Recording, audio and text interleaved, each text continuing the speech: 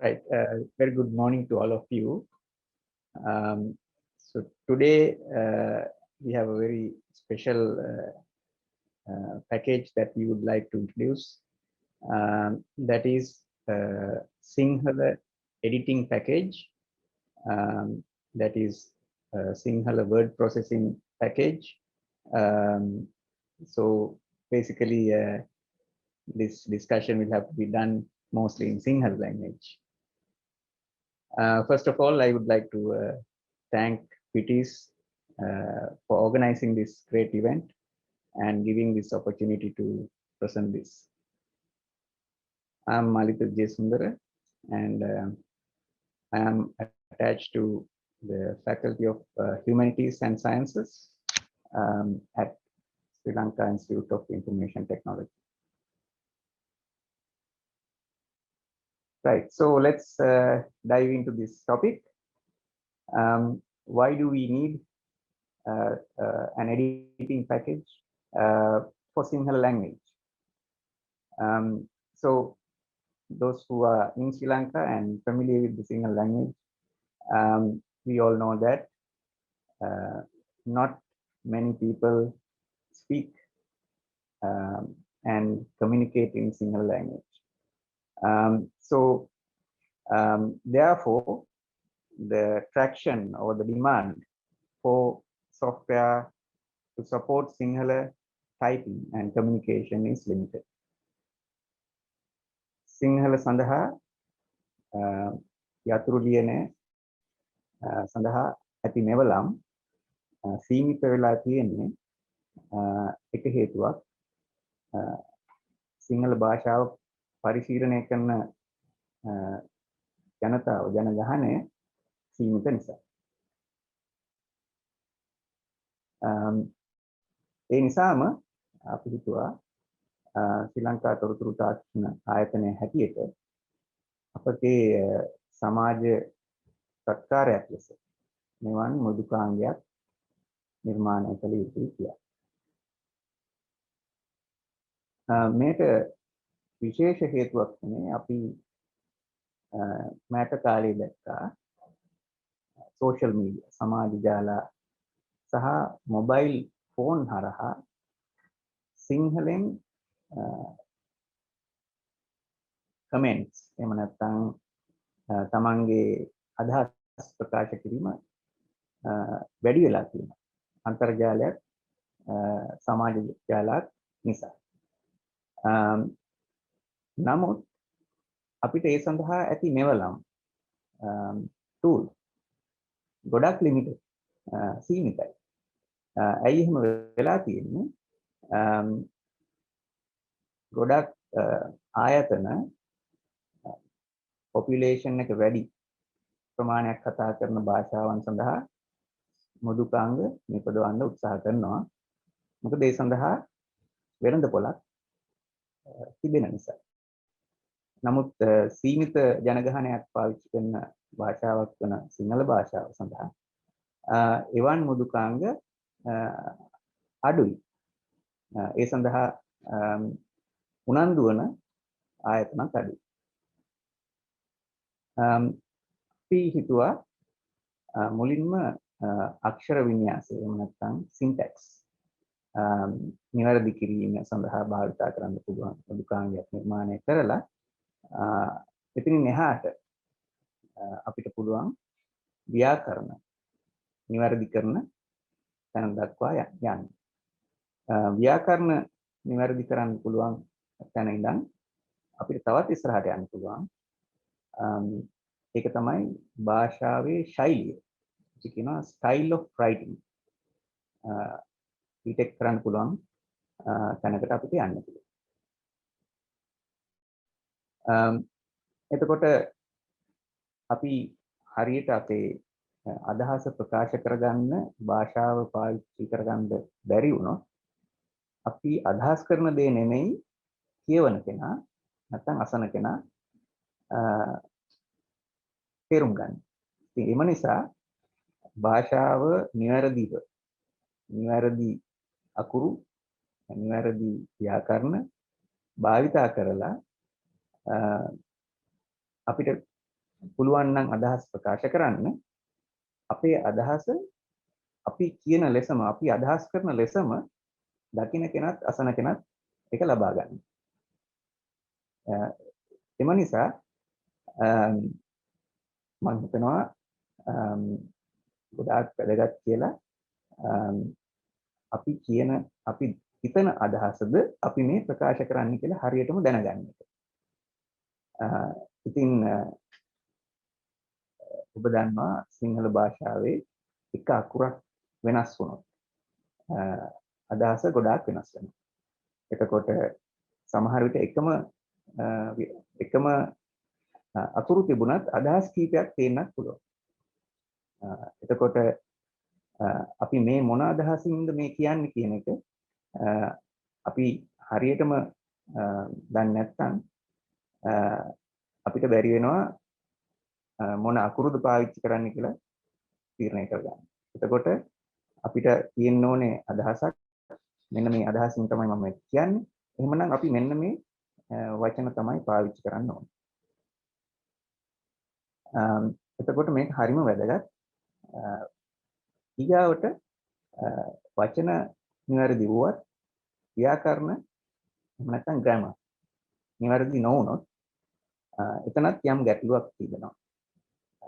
මම දන්නවා මෑත කාලයේදී ව්‍යාකරණ සඳහා ඇති වැදගත්කම කෙමෙන් අඩු වෙලා ගියත්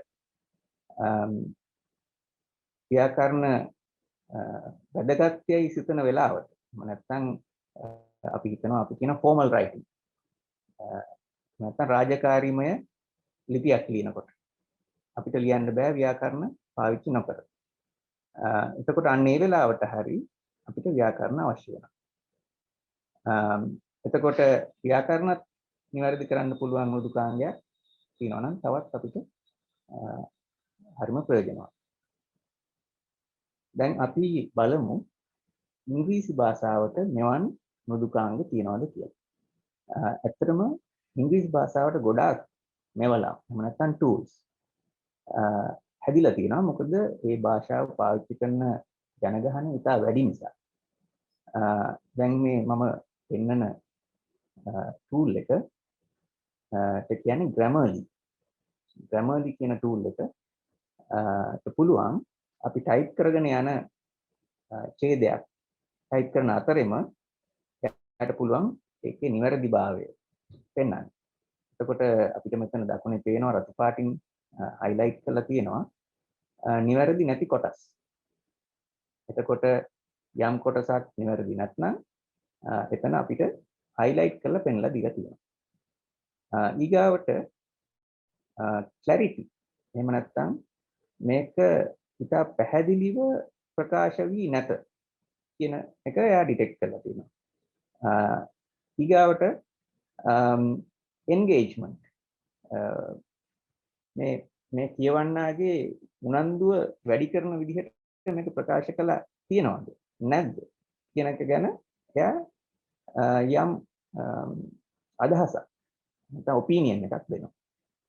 එතකොට මේ ඔපිනියන් එක මත අපිට පුළුවන් මේ වාක්‍ය ආපහු ලියන්න. ඒතර ආපහු ලියනකොට අපිට පුළුවන් අර උනන්දුව ජනනය වන විදිහට ලියන්න. ඊගාවට අපි කියන දේ clearly to the point එහෙම නැත්නම් නිවැරදිව අපි මේක කියලා තියනවාද කියන එක පිළිබඳවත් අදහසක් එයා දෙනවා. එතකොට මේක අර අකුරු සහ අක්ෂර වින්‍යාසය සහ ග්‍රැමර් ව්‍යාකරණ වලට එහා ගිය අදහස් එහෙම නැත්නම් අපි කියනවා ෆීඩ්බැක් එකක් අපිට ලැබෙනවා. ඒකෙන් අපිට පුළුවන් නැවත මේක රීઓගනයිස් කරගන්න. අපි හිතනවා අපි මේ ලියන්නේ අපි හිතමු තීසිස් එකක්. එහෙම නැත්නම් කතු වැකියක්. අන්න ඒ වෙලාවට අපිට ඉන්ෆෝමල් ලැන්ග්වේජ් පාවිච්චි කරන්න බෑ.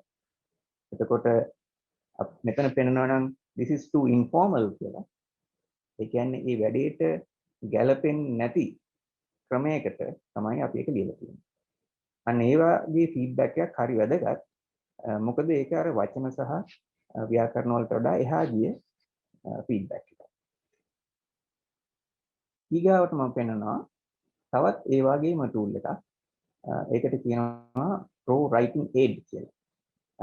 මෙම tool එකත් ඉංග්‍රීසි භාෂාව සඳහා හදපු tool එකක්. මේකෙනුත් පුළුවන් දැන් මෙතන මේ පෙන්ලා තියෙන වාක්‍යයේ ෆීඩ්බැක් එකක් දීලා තියෙනවා. යම් කොටස් අන්ඩර්ලයින් කරලා තියෙනවා. එතකොට මේ පැත්තේ report එකක් දීලා තියෙනවා. ඒ report එකේ කියනවා යම් ප්‍රශ්න තියෙන තැන් මොනවද කියලා.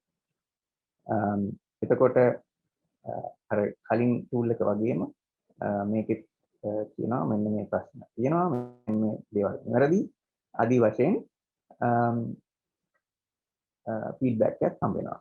මේ අන්තිමටම තියෙනවා the writing style check. writing style කියන්නේ ශෛලිය.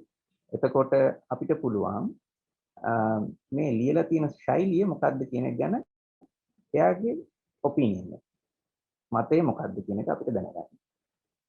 එතන මෙතන කියලා තියෙනවා highlights areas where your writing style might be improved. එතකොට මෙතන පෙන්ලා දීලා තියෙනවා writing style එක improve කරගත හැකි තැන් මොනවද කියන.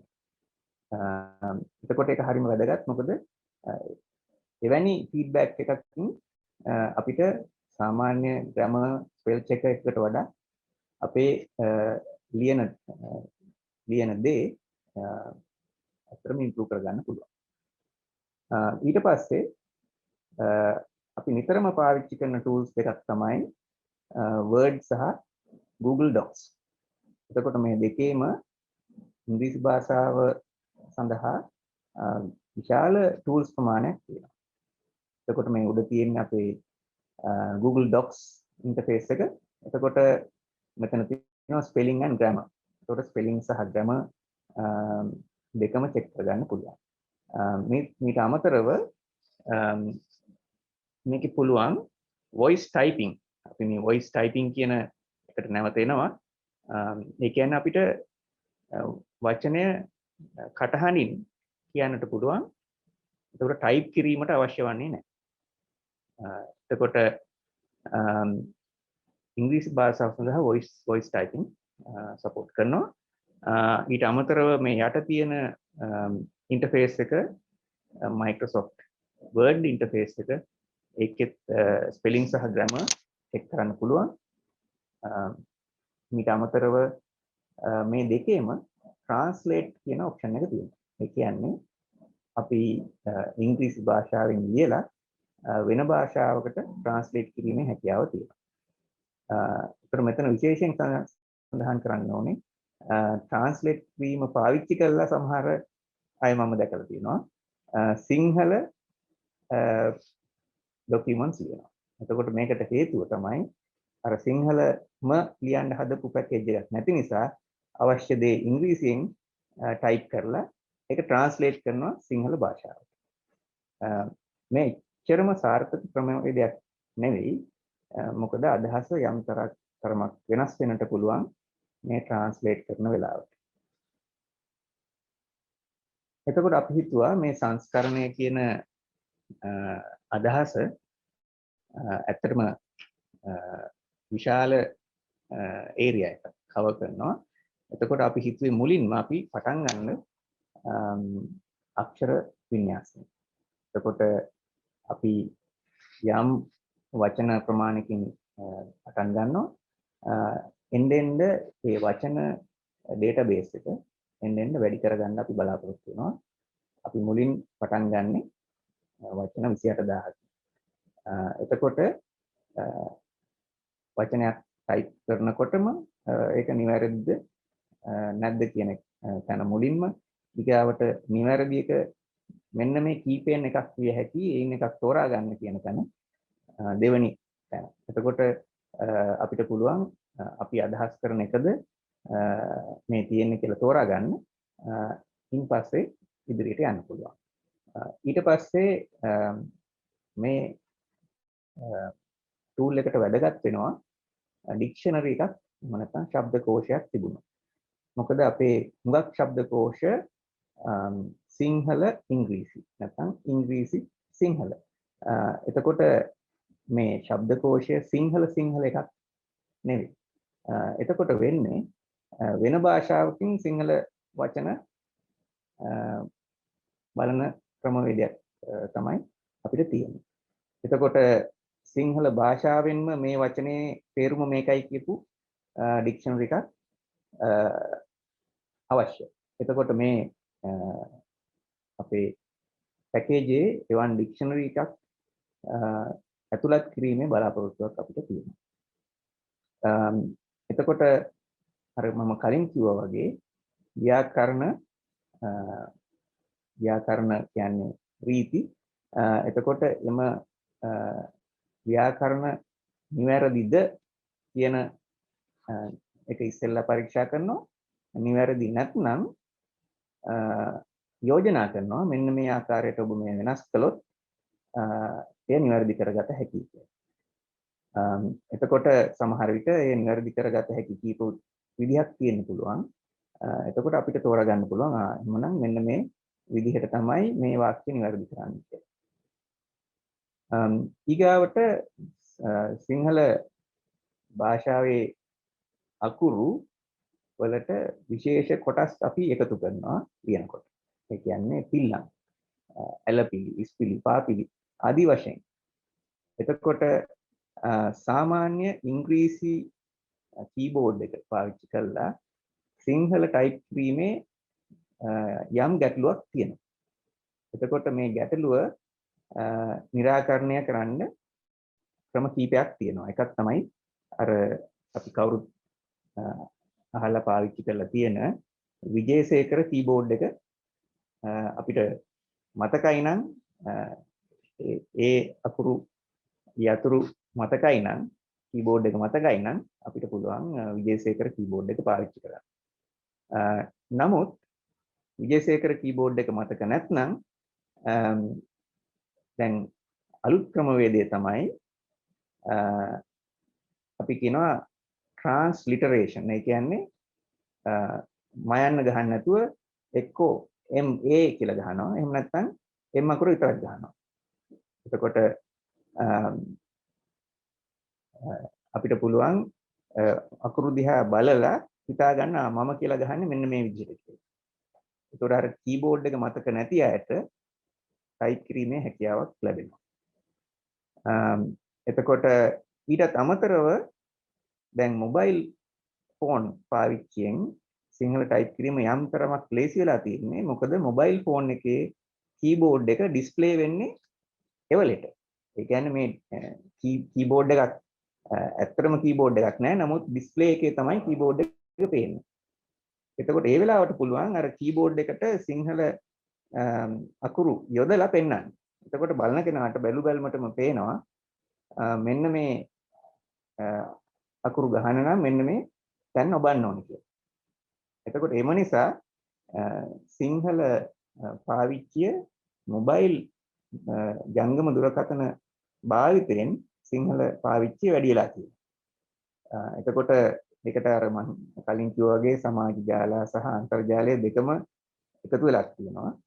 එතකොට WhatsApp ආදී පණිවිඩ කෙටි පණිවිඩ උමාරු කරගන්න මෘදුකාංගත් ඊගාවට සමාජ ජාල යන දෙකම සඳහා සිංහල භාවිතය වැඩි වෙලා තියෙනවා. එතකොට එතන අපිට වාසියක් වෙලා තියෙන්නේ කීබෝඩ් එක වෙනස් වෙනවා. ඒ අවශ්‍ය වෙලාවට කීස් වලට සිංහල අකුරු යොදලා පෙන්වන්න පුළුවන්. එතකොට දැන් කම්පියුටර් එකක්, ලැප්ටොප් එකක් පාවිච්චි කරන කෙනෙක්ට, ඩෙස්ක්ටොප් එකක් පාවිච්චි කරන කෙනෙක්ට සමහර විට එවන් කීබෝඩ් එකක් නොතිබෙන්න පුළුවන්. එතකොට අපිට පුළුවන් අර මම කලින් කිව්වා වගේ අර ට්‍රාන්ස්ලිටරේෂන් පාවිච්චි කරන්න පුළුවන්. එහෙම නැත්නම් අපිට පුළුවන් ස්ක්‍රීන් එකේ කීබෝඩ් එකක් පෙන්නලා ග්‍රැෆිකලි අපිට පුළුවන් මවුස් එක පාවිච්චි කරලා ඒක ක්ලික් කරන්න. මේ ක්‍රම දෙකම අර විජේසේකර කීබෝඩ් එක මතකෙන් ටයිප් කරන තරම්ම වේගයෙන් ටයිප් කරන්න අමාරුයි. නමුත් යම් තරමක් මේ කරගත හැකියි. නමුත් දැන් අලුත්ම ක්‍රමවේදයක් තියෙනවා. එම ක්‍රමවේදය තමයි අපිට පුළුවන් කටින් කියන දේ සිංහලෙන් ටයිප් වෙන තැනට යන්න. එතකොට හරිම ලේසි අපිට සිංහලෙන් කියන්න විතරයි තියෙන්නේ. පරිගණකයේ ඒක සිංහලෙන් ටයිප් වෙනවා. දැනටමත් මම හිතන්නේ මුදුකාංග කීපයක් එවන් තත්ත්වයක් සපෝට් කරනවා. එතකොට මොබයිල් ඇප්ස් උත් තියෙනවා කියන දේ සිංහලෙන්ම ටයිප් කරන්න. ඊගාවට වැදගත්ම දෙයක් තමයි විරාම ලකුණු. විරාම ලකුණු අමතක වුණොත් තේරුම වෙනස් වෙනවා. ඒ වගේම තමයි පද බෙදීම. එතකොට සිංහල පද බෙදීම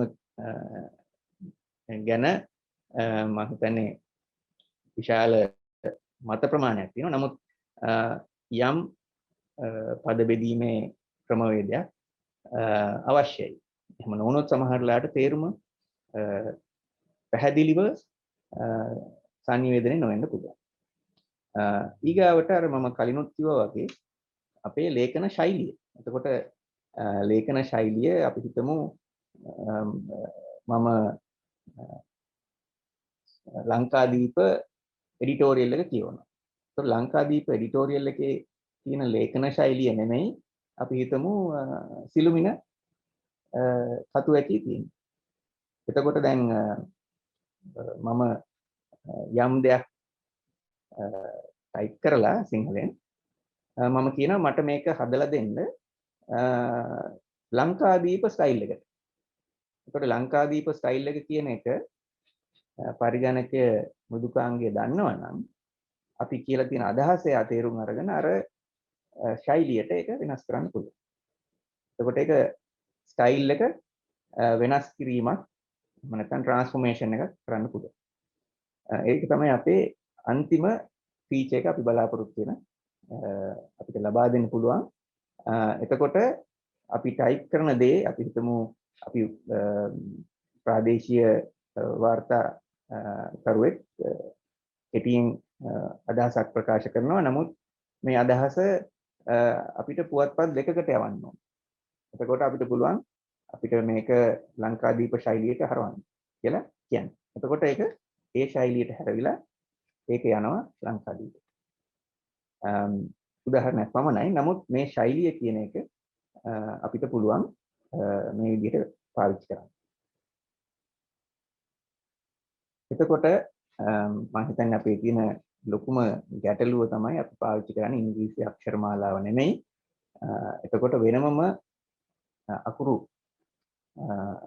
ප්‍රමාණයක් අවශ්‍යයි අපේ සිංහල භාෂාව සඳහා.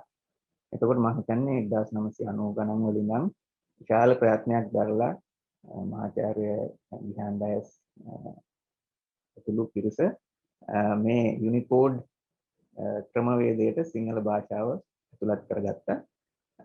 එතකොට දැන් අපිට මම හිතන්නේ අකුරු 128ක් එම යුනිකෝඩ් 128ක් දැනට සිංහල භාෂාව සඳහා යොදාගෙන තියෙනවා. එතකොට එම නිසාවෙන් අර යුනිකෝඩ් පාවිච්චි කරමින් අපිට දැන් සිංහල භාෂාව ටයිප් කරන්නට පුළුවන්. ඉතින් විශාල ජයග්‍රහණයක්. මොකද එතකොට ලෝකේ ඕනම කෙනෙකුට සිංහල භාෂාව ටයිප් කිරීමේ හැකියාව ලැබෙනවා. විශේෂ මෘදුකාංග ඇතුළත් කරගන්නේ නැතුව. එතකොට මේ අපිට පේන මේ chart එකේ තියෙන්නේ ඒ යුනිකෝඩ් allocate වෙලා තියෙන විදිහ එක එක අක්ෂර වලට. ඊගාවට අනිත් එක තමයි මේ ෆොන්ට් කියන එක. එතකොට මුහුණක් කියලා කියනවා. එතකොට සිංහල ෆොන්ට්ස් දැන් යුනිකෝඩ් එකේ කෝඩ් එකක් තිබුණාට ඒ කෝඩ් එක හරහා පෙන්වන්න ඕනේ ෆොන්ට් එක මොකක්ද කියන එක. එතකොට මේ ෆොන්ට් එක අනුව අපිට කියන්න ඕනේ දේ සමහර විට වෙනස් විදිහකට සංනිවේදනය කරන්න පුළුවන්. එතකොට අපිට අපි කියන පත්‍රයේ හෙඩ්ලයින් නිවුස් එක දානවා නම් එක ෆොන්ට් එකක්. එහෙම නැත්නම් කාටුන් වගේ එහෙම නැත්නම් තීරු ලිපියක් තියෙනවා නම් තව ෆොන්ට් එකක්. අන්න ඒ විදිහට ෆොන්ට් මාරු කරන්න අවශ්‍ය වෙනවා. එතකොට මේ ෆොන්ට් ඩිවෙලොප් වෙලා තියෙනවා විශාල ෆොන්ට් සංඛ්‍යාවක් දැන්ට තියෙනවා. ඔබ pitaka.lk වෙබ් අඩවියට පිවිසුනොත් තියෙන මම හිතන්නේ සියලුම ෆොන්ට්ස් එතනින් ලබා ගන්නට පුළුවන්. එතකොට මේ ෆොන්ට් භාවිතයත් අපේ මෘදුකාංගයේ ෆීචර් එකක් කරගන්න අපි බලාපොරොත්තු වෙනවා. ඊගාවට අපිට තියෙන අනිත් ගැටලුව තමයි මම කලින් කිව්වත් වගේ යතුරු පූර්ව. එතකොට අපිට මේ සිංහල අකුරු සහිතව යතුරු පූර්වක් අපි ගාව නැත්නම් යම් ගැටලුවකට මුහුණ පාන්න සිද්ධ වෙනවා. එතකොට අපිට කරන්න තියෙන්නේ අර මම කලින් කිව්වා වගේ ඉංග්‍රීසි යතුරු පූර්ව පාවිච්චි කරමින් සිංහල ටයිප් වීමේ ක්‍රමවේදයකට යන්න. එතකොට අපිට එකක් තමයි අර transliteration method එක. එතකොට මේ මම මෙතන පෙන්ලා දීලා තියෙන්නේ මේ අකුරු කියන එක ලියලා තින්නේ AKURU. ඒකට මෙතන යුනිකෝඩ් වලින් ටයිප් කරලා තිනවා අකුරු. එතකොට දැන් මේ ක්‍රමවේදයට අර විජේසේකර කීබෝඩ් එක තරම්ම වේගවත්ව ටයිප් කරන්න බැරි වුණත් අපිට පුළුවන් යම් වේගයකින් ටයිප් කරගෙන යන්න. එතකොට අපේ මෘදුකාංගයේ කොටසක් හැටියට මෙම ෆීචර් එක අපි ලබා දෙන්න බලාපොරොත්තු වෙනවා. එතකොට ට්‍රාන්ස්ලිටරේෂන් වල මම හිතන්නේ ක්‍රමවේද කීපයක් තියෙනවා. මම හිතන්නේ කොළඹ විශ්වවිද්‍යාලයේ පර්යේෂණ ගණනාවක් කෙරලා තියෙනවා මේ සම්බන්ධයෙන්. එතකොට මේ ක්‍රමවේද කීපයක්ම අපේ මෘදුකාංගයට ඇතුළත් කර ගැනීමට අපි බලාපොරොත්තු වෙනවා. ඊගාවට එම ක්‍රමවේදයට අමතරව මම කලිනුත් කිව්වා graphical keyboard එකක් සහ mouse එක පාවිච්චි එහෙම නැත්නම් point එක පාවිච්චි කරමින් අපිට type කරන්න හැකියාව තියෙනවා. දැන් මෙතන තියෙන්නේ මේ keyboard එකේ keys ටික පෙන්ලා තියෙනවා. අපිට පුළුවන් mouse එක පාවිච්චි කරලා click කරලා මෙතනට ඒ අකුරු දාන්න. මෙම ක්‍රමවේද දෙකම අපේ මෘදුකාංගයට ඇතුළත් කරන්න බලාපොරොත්තු වෙනවා. එතකොට මේ වචන ඇතුළත් කිරීමේ හැකියාව වැඩි වෙනවා සහ මතකයෙන් ටයිප් කිරීමේ හැකියාව නැති අයටත් ටයිප් කිරීමේ හැකියාවක් ලැබෙනවා. එතකොට මේක මොබයිල් ඇප්ස් පැත්තෙන් බැලුවොත් දැනටත් මම හිතන්නේ හෙළතුරු සහ තවත් ඇප් එකක් තියෙනවා. ඒ ඇප්ස් වල පුළුවන් on screen keyboard එකෙන් ටයිප් කරන්න පුළුවන්. ඉංග්‍රීසි සහ සිංහල මික්ස් කරලා ටයිප් කරන්න පුළුවන්. ටයිප් කරන අතරේ word suggestions දෙනවා. ඒ කියන්නේ අපි අකුරු දෙකක් විතර ටයිප් කරනකොට ඉතුරු අකුරු මේවද කියලා අහනවා. කීපයක් පෙන්ලා අහනවා. ඔබ ටයිප් කරන්නේ මෙන්න මේ වචනේද කියලා. එතකොට එහෙම සජෙෂන් එකක් දීපුවාම අපිට වාසිය තියෙන්නේ තවත් අකුරු ටයිප් කර ඉන්න නැතුව ඉක්මනටම අර වචන කීපෙන් එකක් තෝරගන්න පුළුවන්. එතකොට අපේ වේගය වැඩි වෙනවා. එතකොට එතන සජෙස්ට් කරන එකට අමතරව අපිට පුළුවන් තව පියවරක් ඉදිරියට යන්න. ඒ කියන්නේ සමහර විට අපි වචනය ගහන්නත් කලින් අපි හිතමු මේකේ ක්‍රියාපදයක් නම් එන්න තියෙන්නේ. ඒකට ක්‍රියාපද කීපයක් වෙන්නන්න පුළුවන්. ඔබ ඊගාවට ගහන්න යන්නේ මේකද කියලා අහන්න. එතකොට ඒකත් හරිම හොඳ ෆීචර් එකක්. අපි කියනවා predictive input කියලා.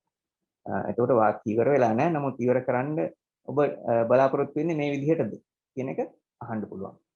එතකොට මේට අමතරව අර මම කලිනුත් කිව්ව විදිහට වාක්‍ය අපිට කියන්න පුළුවන් නම් ඒ කියන එක සිංහලෙන් ටයිප් වෙනවා නම් මම හිතන්නේ ඒක ඉතාම පහසුයි. එතකොට මේ හෙළතුරු වගේ apps දැන්ටත් එවැනි features එක තියෙනවා. එතකොට අපේ බලාපොරොත්තුවත් මෙවැනි typing methods support කරන්න අපේ මෘදුකාංගය හරහා. ඊගාවට අර වාග් මාලාව එහෙම නැත්නම් අපි කියන වචන ප්‍රමාණය අපේ database එක අපි maintain කරන්න වෙනවා. එතකොට මේ හරහා අපිට පුළුවන් ශබ්දකෝෂයකුත් නිර්මාණය කරන්න. එතකොට අපි බලාපොරොත්තු වෙනවා සිංහල ඉංග්‍රීසි ශබ්දකෝෂයකට අමතරව සිංහල ශබ්දකෝෂයකුත් මෙම මෘදුකාංගයට ඇතුළත් කරනවා. එතකොට දැන්ට ට්‍රාන්ස්ලේටර්ස් සහ ඩික්ෂනරි හැටියට අපිට තියෙන ෆීචර්ස් අපිට පුළුවන් තවත් ඉස්සරහට ගෙනියන්න. මොකද දැන් අපි හිතමු අපි යම් දෙයක් ටයිප් කරනවා, නමුත් ඒකට සමාන සිංහල වචනේ දෙන්න ටූල් එකක් නැහැ. එතකොට ඊට වඩා හොඳ වචනයක් සිංහලෙන් එතෙන්ට යෝජනා කරන්න ටූල් එකක් නැහැ. එතකොට අපිට පුළුවන් මේ ක්‍රමවේදය භාවිත කරලා අපිට මේකට වඩා හොඳ වචනයක් මෙතෙන්ට යෝජනා කරන්න. මොකද එතකොට අපි කියන දේ ඉෆෙක්ටිව්නස් එක ක්ලැරිටි එක වැඩි වෙනවා. එතකොට මේ දැනට තියෙන පරිවර්තක සහ ශබ්දකෝෂ වලට අමතරව එහා ගිය අදහසක් තමයි සිංහලෙන් මෙතෙන්ට මීට වඩා හොඳයි මෙන්න මේ වචනේ දැම්මනම් කියලා යෝජනා කරන්න තියෙන හැකියාව. ඒකත් අපි බලාපොරොත්තු වෙන ෆීචර් එකක්. දැනට අපිට සාර්ථක පරිවර්තකයක් හැටියට Google Translate එක හඳුන්වන්න පුළුවන්. දැන් මම මෙතන paste කරලා තියෙනවා ඡේදයක්. එතකොට මේ ඡේදය තනියමම මෙතන පරිවර්තනය කරලා තියෙනවා සිංහල භාෂාවට. මම කිසිම වෙනසක් කරේ නැහැ. නමුත් ඊටාම නිවැරදිව translate වෙලා තියෙනවා. එතකොට මම කලිනුත් කිව්වා වගේ ඇතැම් අය මේ සිංහල word processor එකක් නැතිකමට ඉංග්‍රීසියෙන් යමක් Google Translate එකට paste කරලා ඒක සිංහලෙන් පරිවර්තනය වෙලා එන එක word processing හැටියට පාවිච්චි කරනවා. මම හිතන්නේ අපිට සිංහලම මෘදුකාංගයක් තිබුණා නම් මේකට වඩා පහසු වෙනවා මේ වැඩේ. නමුත් සෑහෙන දුරට සාර්ථකව එම පරිවර්තකය දැනටත් ක්‍රියා කරනවා. එතකොට අපේ මෘදුකාංගයේ ප්‍රධාන ඉලක්ක වෙන්නේ නිවැරදි අක්ෂර වින්‍යාසය, ඒ කියන්නේ syntax, ඊගාවට නිවැරදි ව්‍යාකරණ, ඒ කියන්නේ grammar, අනිත් එක තමයි ශෛලිය, එහෙම නැත්නම් පරිශීලක වින්‍යාසය. නැත්නම් ස්ටයිල්. එතකොට මේ තුන තමයි අපේ ප්‍රධාන අරමුණු. නමුත් මම කලිනුත් කිව්වා වගේ තවත් ෆීචර්ස් ගණනාවක් අපි මේකට ඇතුළත් කරන්න බලාපොරොත්තු වෙනවා. එතකොට අපේ කණ්ඩායම මහාචාර්ය සමන්ත තෙලිජ්ජගොඩ, ඊගාවට මමත් එම කණ්ඩායමේ සමාජිකයෙක්, ආචාර්ය නුවන් කෝදාගොඩ, එතකොට මේක අමතරව මෘදුකාංග ඉංජිනේරු වන් දෙදෙනෙක් අපේ කණ්ඩායමේ ඉන්නවා. එතකොට අපේ හැකියාවන් එහෙම නැත්නම් එක්ස්පර්ටීස් තියෙනවා natural language processing. එතකොට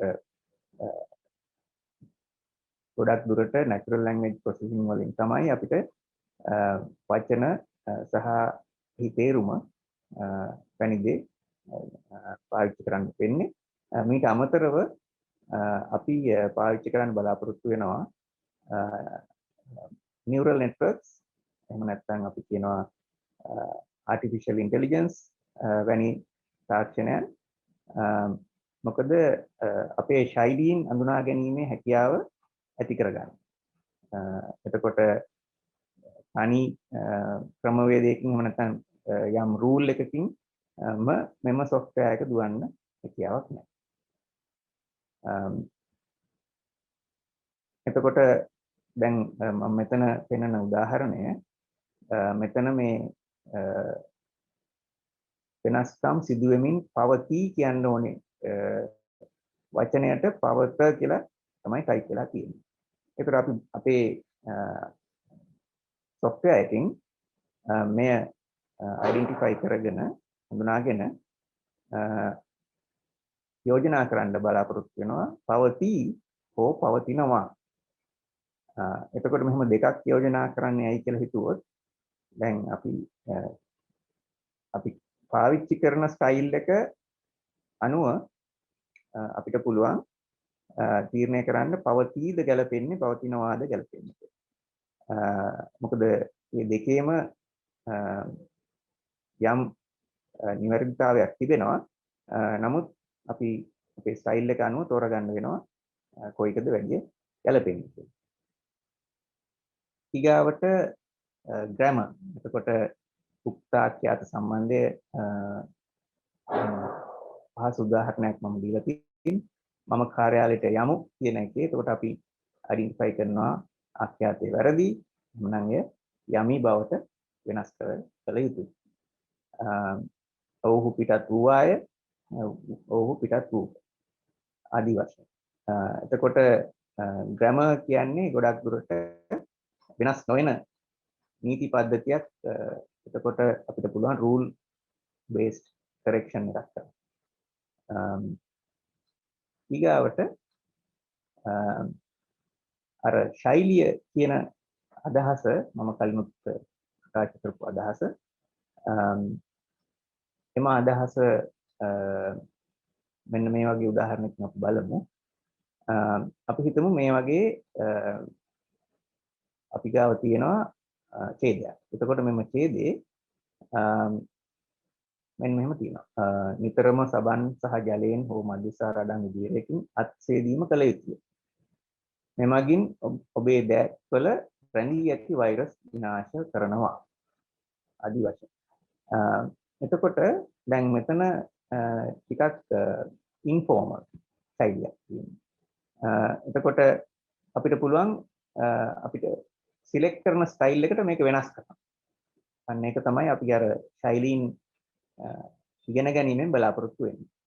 එතකොට අපිට පුළුවන් මේකට මට ඕනේ ෆෝමල් ස්ටයිල් එකක්ද එහෙම නැත්නම් ඉන්ෆෝමල් ස්ටයිල් එකක්ද කියන එක තෝරලා ඒක වෙනස් කරන්න.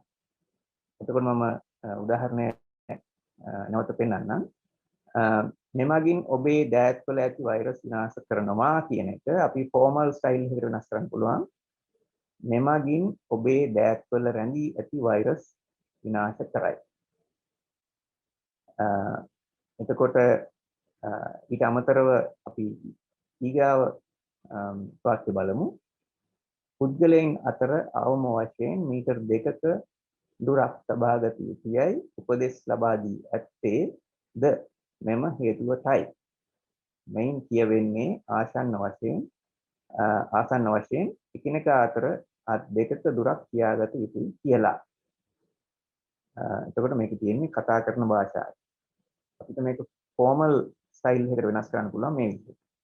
පුද්ගලයන් අතර අවම වශයෙන් මීටර් 2ක දුරක් තබාගත යුතුයි උපදෙස් ලබා දී ඇත්තේද මෙම හේතුවට වන අතර මේන් අදහස් වන්නේ දල වශයෙන් එකිනෙකා අතර අත් 2ක දුරක් පවත්වා ගත යුතුය යන්නයි.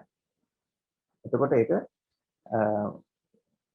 අර ලිවීමේ ස්ටයිල් එකට මාරුලා තියෙනවා. එතකොට මෙවැනි ස්ටයිල් චේන්ජ් එකක් කිරීමේ හැකියාව අපේ මෘදුකාංගයට ලබා දෙන්න අපි බලාපොරොත්තු වෙනවා. එතකොට මේ සඳහා භාවිතා කරන තාක්ෂණය අපි කතා කරමු. අපි බලාපොරොත්තු වෙනවා රීති පදනම් කරගත් තාක්ෂණයක් භාවිතා කරන්න වාක්‍ය ඛණ්ඩය නිවැරදි කිරීම සඳහා සහ ව්‍යාකරණ පරීක්ෂා කිරීම සඳහා. මොකද ගොඩක් විට අලුතෙන් වෙනස් නොවන නීති පද්ධතියක් තියෙන නිසා අපිට පුළුවන් ව්‍යාකරණ සඳහා tool based decision making කරන්න.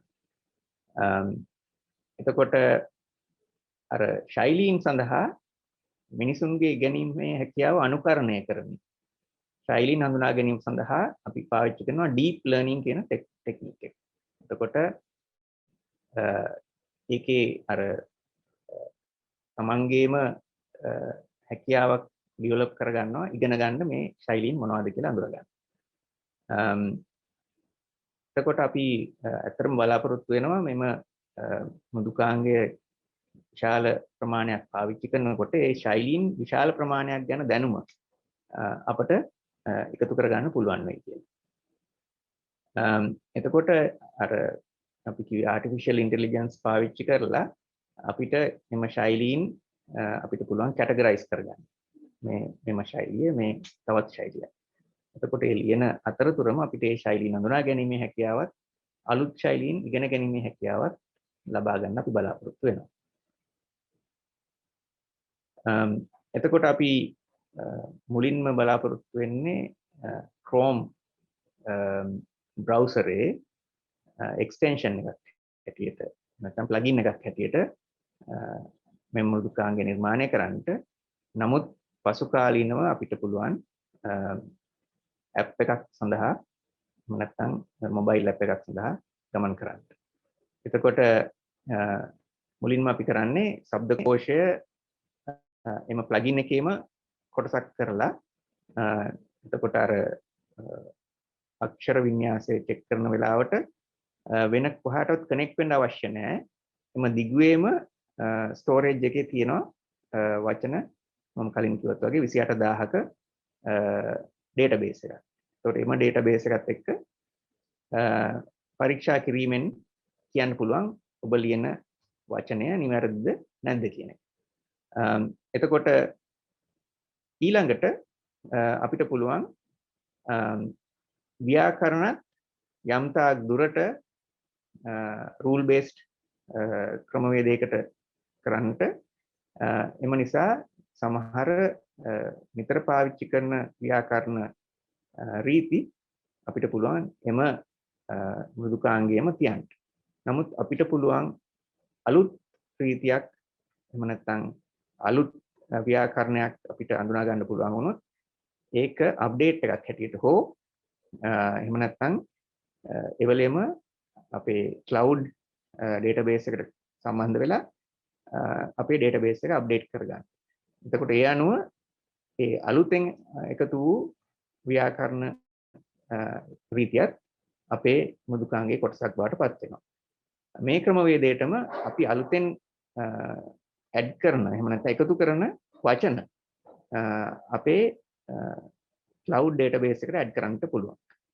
මොකද අපි බොහොම කුඩා database එකකින් පටන් ගන්න. එතකොට අලුතෙන් වචන එකතු කර ගැනීමට අවශ්‍ය වෙනවා. එතකොට අලුත් වචන එකතු කර ගැනීමේදී අපිට පුළුවන් යම් ක්‍රමවේදයක් ෆිල්ටර් කරන්න අවශ්‍ය වෙයි. මොකද හැම වචනයක්ම සමහර විට අපේ ශබ්දකෝෂයට ඇතුළත් කර ගැනීම නොහැකි නිසා මේ නිවැරදිද කියන දේ පරීක්ෂා කරලා අපේ database එකට ඇඩ් කරගන්න පුළුවන්. ඊට පස්සේ අපිට පුළුවන් ව්‍යාකරණ වලට වෙනස්කම් යෝජනා කරන්නට, ඊගාවට ශෛලිය අඳුනා ගන්නට සහ ශෛලීන් වෙනස් කිරීමේ හැකියාව ලබා දෙන්න. එතකොට මීට අමතරව කාලයත් සමග මෙම ශෛලීන් සහ නිවැරදි කිරීමේ හැකියාව එන්න වැඩි දියුණු කර ගැනීමේ හැකියාවක් ලැබෙනවා. මොකද අපි අර self learning ටෙක්නික් එකක් පාවිච්චි කරන නිසා. මෙතන තියෙන්නේ අපේ ඇතුළත ක්‍රියාකාරීත්වය.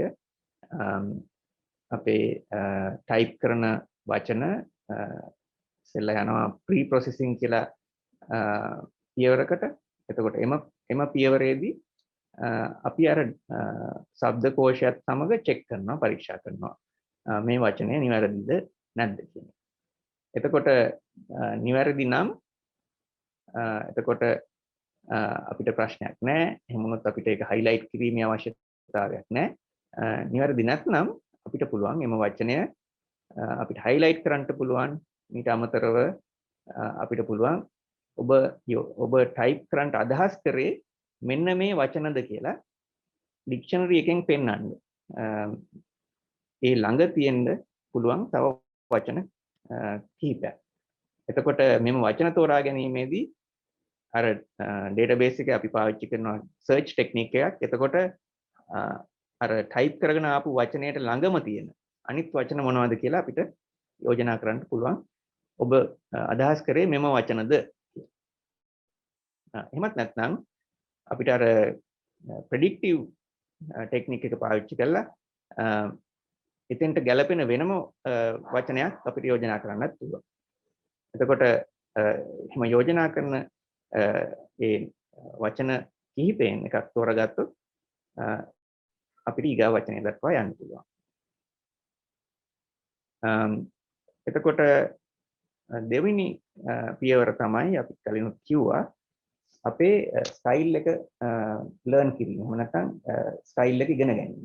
එතකොට අපිට පුළුවන් අර විදිහටම වචන සහ වාක්‍ය වෙන් කරගෙන මැෂින් ලර්නින් පාවිච්චි කරලා ඒකේ යම් ඉගෙන ගන්නවා යම් රටාවක් පැටර්න් එකක්. එතකොට මෙම පැටර්න් එක අනුව අපිට පුළුවන් තීරණය කරන්න මේ ස්ටයිල් එක මේකයි. එහෙම නැත්නම් මේ ස්ටයිල් එක වෙනස් කිරීමේ අවශ්‍යතාවයක් තියෙනවා නම් මෙන්න මේ තැන් ටික තමයි වෙනස් වෙන්න අවශ්‍ය කියලා වෙනස් කරන්න පුළුවන්. එතකොට මෙතෙන්දී බොහෝ දුරට මෙම තීරණයට අපේ cloud database එකත් එක්ක සම්බන්ධ වෙන්න අවශ්‍ය වෙයි. මොකද මේකට හේතුව බොහෝ දුරට මෙම ශෛලීන් අපි කියනවා over a period of time. ඒ කියන්නේ යම් කාලයක් සමග ශෛලීන් හඳුනා ගැනීම වැඩි වෙනවා. එතකොට අර අපේ database එකේ ශෛලීන් ප්‍රමාණය එන්න වැඩි වෙනවා. එතකොට මේ ශෛලීන්ට අදාළ රටා එන්න වැඩි වෙනවා. එතකොට ඒ රටා සියල්ල සමහර විට අපේ මෘදුකාංගයේම තියාගෙන ඉන්න බැරි වෙයි. එහෙම වුණොත් අපිට පුළුවන් අපේ cloud database එකට සම්බන්ධ වෙලා අඳුනා ගන්න මේ මොන ශෛලියද කියලා. එතකොට අපිට ආපහු feedback එකක් දෙන්න පුළුවන්. ඔබගේ ශෛලිය මෙයයි. ඔබ වෙනස් කරන්න අවශ්‍ය නම් මෙන්න මේ විදිහට වෙනස් කළ යුතුයි කියලා. එතකොට අපිට පුළුවන් මේ යෝජනාව සජෙෂන් එකකට දුන්නාන් පස්සේ user එක accept කරනවා නම් අපිට පුළුවන් ඉස්සරහට යන්න user ගේ තීරණයක් එක්ක. එතකොට ගොඩක් වෙලාවට මේ යෝජනා කරන වෙනස්කම් පරිගණකයේ මෘදුකාංගයේ පාවිච්චි කරන කෙනාගෙන් අහලා මේක නිවැරදිද ඔබ මේ අනුමත කරනවද කියන ප්‍රශ්නය අහලා තමයි අපි නැවත ඉදිරියට යන්නේ. එතකොට මම දැන් මෙතන ස්ක්‍රීන්ෂොට් එකක් දෙන්නලා තියෙනවා අපේ මෘදුකාංගයේ ප්‍රොටෝටයිප් ඉනිෂියල් version එක ටෙස්ට් කරන අවස්ථාවේ ගත්ත ස්නැප්ෂොට් එකක්. එතකොට මේ තියෙන්නේ අපි අර කලිනුත් දැක්ක උදාහරණය.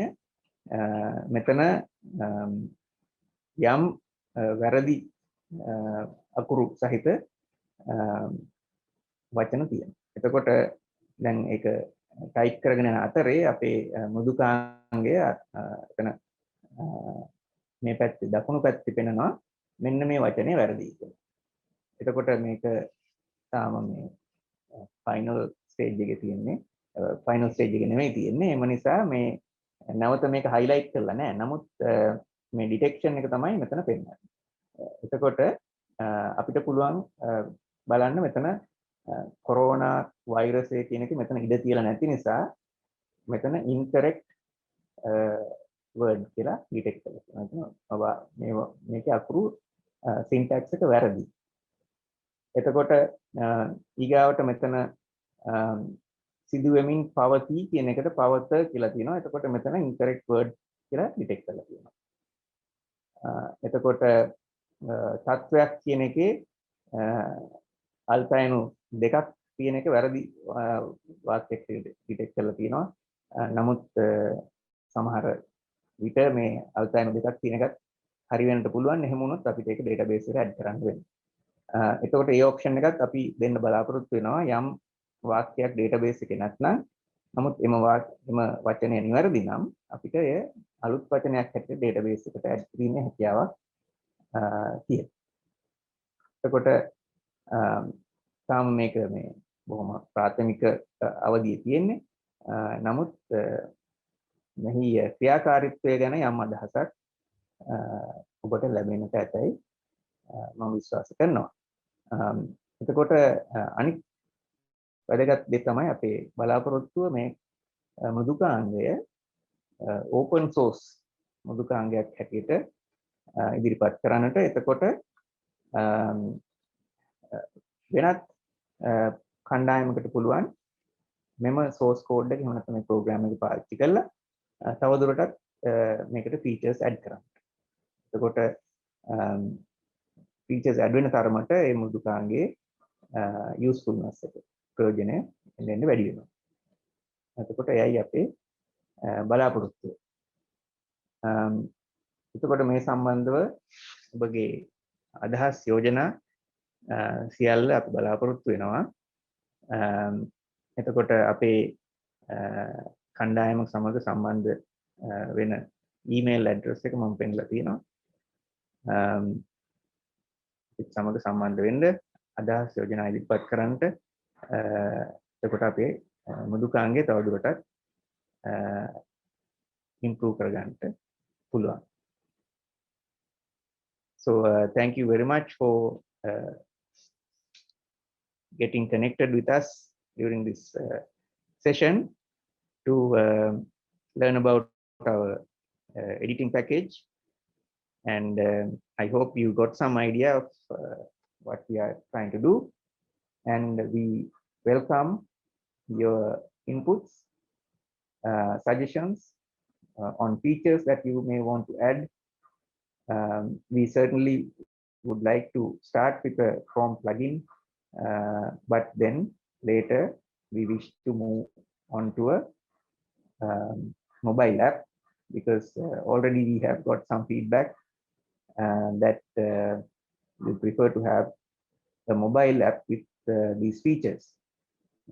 So we will start with a desktop application as a Chrome plugin, but as we go on, we will develop the mobile application as well. So thank you very much for listening to me and getting to know what we are trying to do. Thank you. So we have a question, I think, that is the launch date. So we plan to launch this in another 4 to 5 months time, and hope to have another event with the launch. So there is another question that is regarding Sinhala Unicode. So the answer is, I think Sinhala Unicode development is a totally separate effort on which we are trying to build on. So we are trying to use the existing Unicodes and the input techniques, perhaps to improve some of the data input techniques to move forward rather than going into the Unicode development.